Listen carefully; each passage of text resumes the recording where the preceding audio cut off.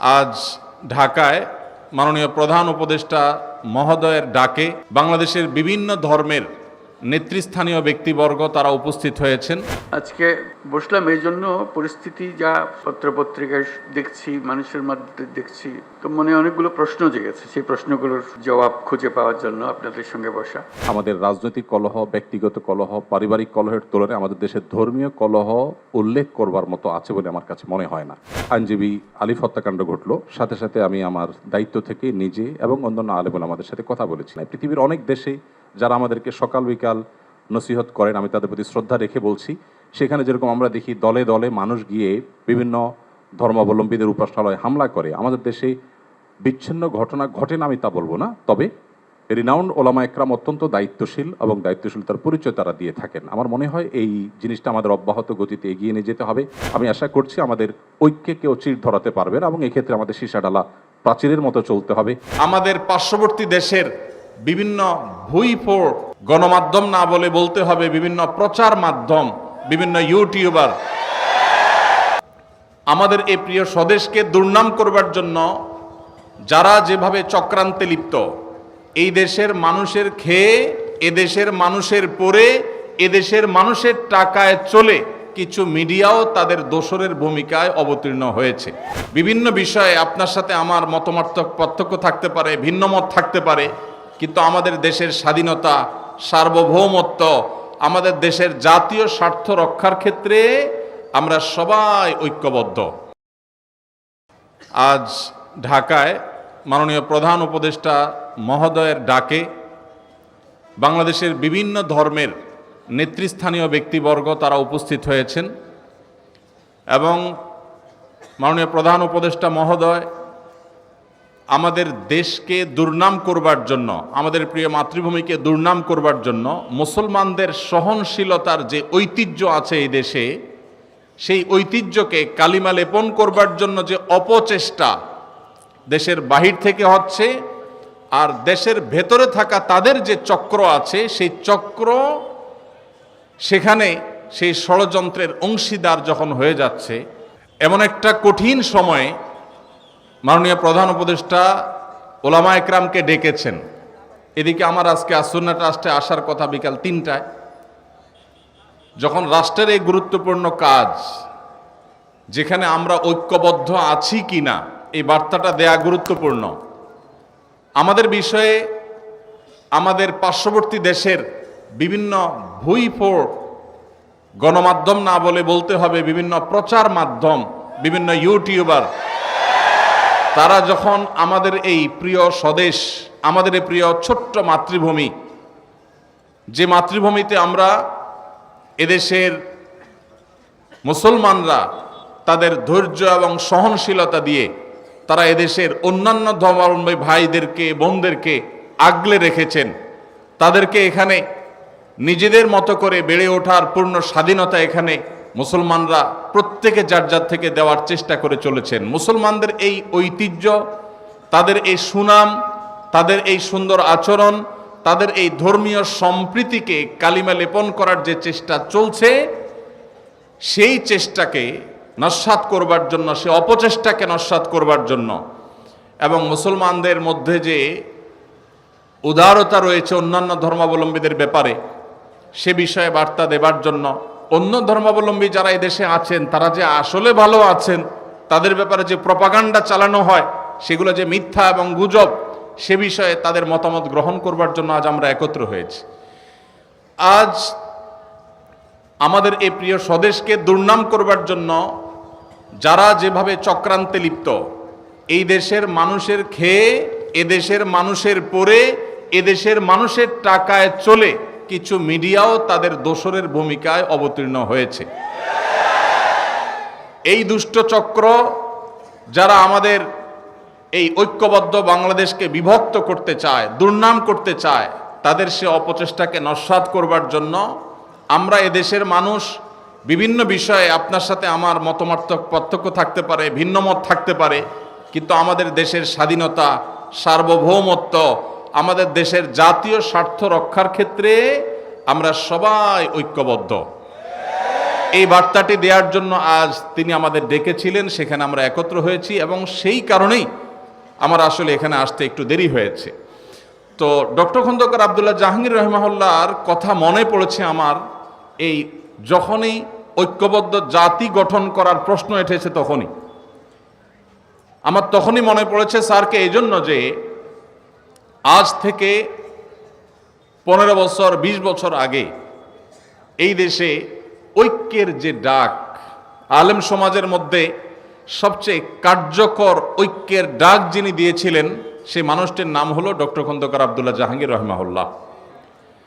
Sir যখন ঐক্যের কথা বলেছেন, তিনি যখন ইত্তেহাদ মাআল ইখতিলাফ, তার সেই প্রসিদ্ধ উক্তি ইত্তেহাদ মাআল ইখতিলাফ, বৈচিত্র্যময় ঐক্য, আপনার সাথে আমার 10টা বিষয়ে মতপার্থক্য আছে কিন্তু 100টা বিষয়ে আমরা একমত আছি, যে বিষয়ে একমত আছি ওই বিষয়ে আমরা একযোগে কাজ করি, ভিন্ন মত রেখেও আমরা একসাথে চলতে পারি, এই চিন্তা, এই দর্শন ডক্টর খন্দকার আব্দুল জাহাঙ্গীর রহমাহুল্লাহ মাহফিলে, সেমিনারে, ইউনিভার্সিটিতে, ক্লাসে, বই পুস্তকে, তার লিফলেটে তিনি দিয়ে গেছেন।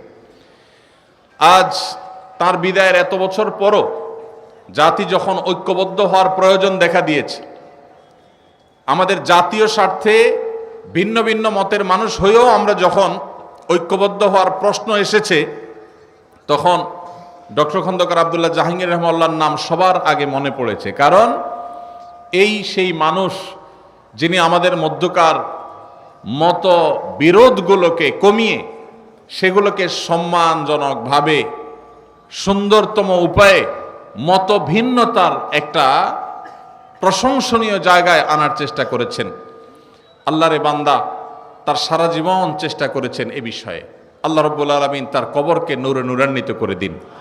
আল্লাহ রাব্বুল আলামিন স্যারের সমস্ত ভুল ত্রুটি মাফ করে তাকে জান্নাতুল ফেরদাউসের মেহমান হিসাবে কবুল করে নিন।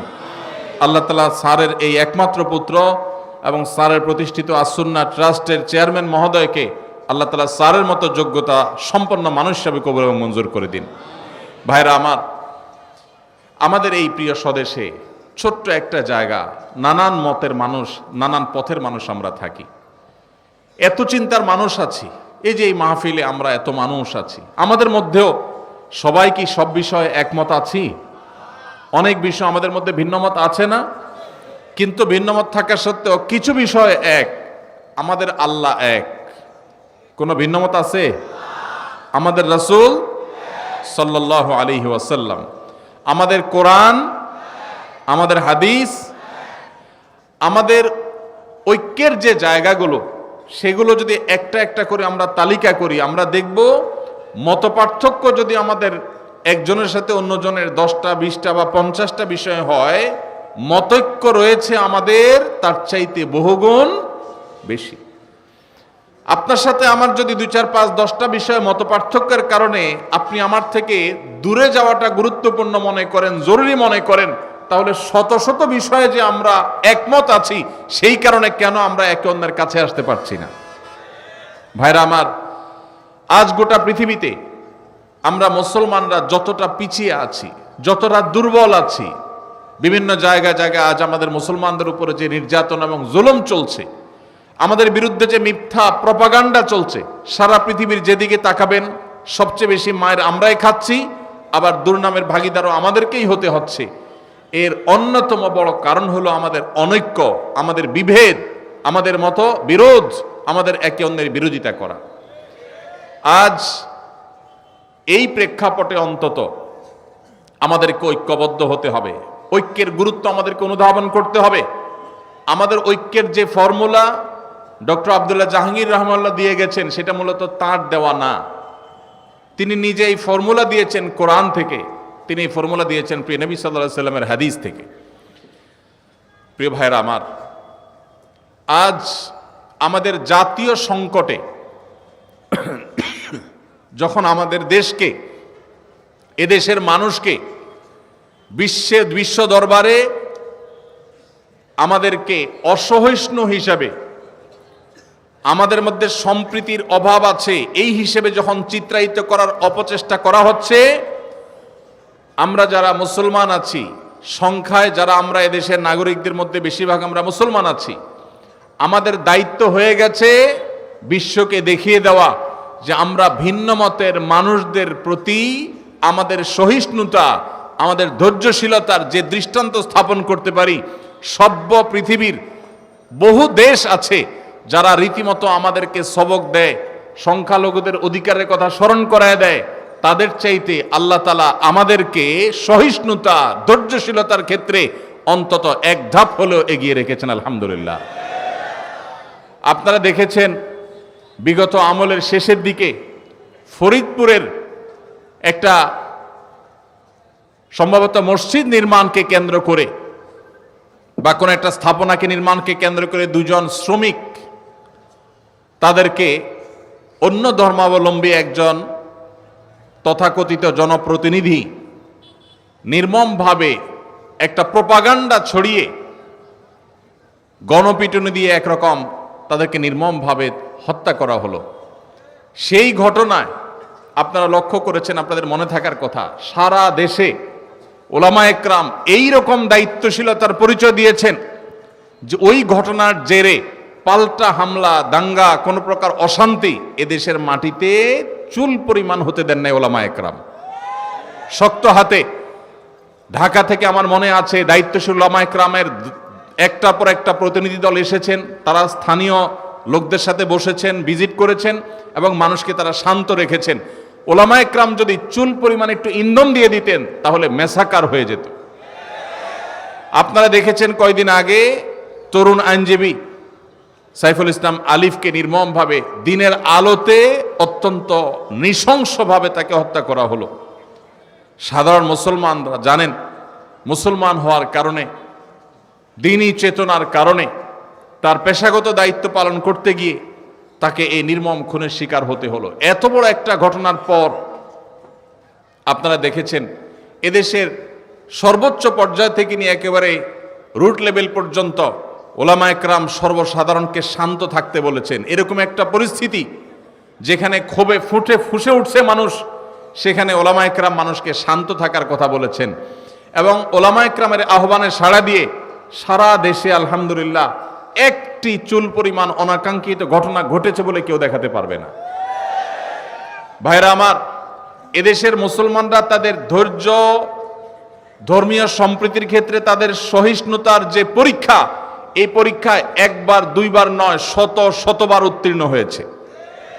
তারপরে এক শ্রেণী মানুষ আপনাদেরকে দোষারোপ করার, আমাদেরকে দোষারোপ করার চেষ্টা করে। এই জন্য আমাদের দায়িত্বশীলতা অনেক বেড়ে যায়। আল্লাহ রাব্বুল আলামিন কোরআনে হাকিমে আমাদেরকে সেই দর্শন দিয়েছেন, যে দর্শনে আমরা আমাদের বিশুদ্ধ আকীদা, তাওহীদের বিশ্বাসের কথা প্রচার করব, সেটাকে নিজেদের মধ্যে ধারণ করব। আমাদের আকীদা, আমাদের মানহাজ, আমাদের বিশ্বাস, আমাদের ঈমানের মধ্যে চুল পরিমাণ আমরা ছাড় দেব না, কম্প্রোমাইজ করব না। কিন্তু একই সাথে যারা ভিন্ন মত পোষণ করছেন, যারা অন্য ধর্মাবলম্বী আছেন, তাদেরকেও আমাদের আকীদা, আমাদের বিশ্বাস গ্রহণ করতে, ধারণ করতে আমরা বাধ্য করব না। কারণ আমরা সেই ধর্মের অনুসারী যেই ধর্ম বলেছে লা ইকরাহা ফিদ্দীন, লা ইকরাহা ফিদ্দীন। ধর্ম গ্রহণ করার ক্ষেত্রে কোনো বাড়াবাড়ি করা, জবরদস্তি করা যাবে, কোনো জবরদস্তি করে কাউকে কোনো ধর্ম গ্রহণ করানো যাবে না।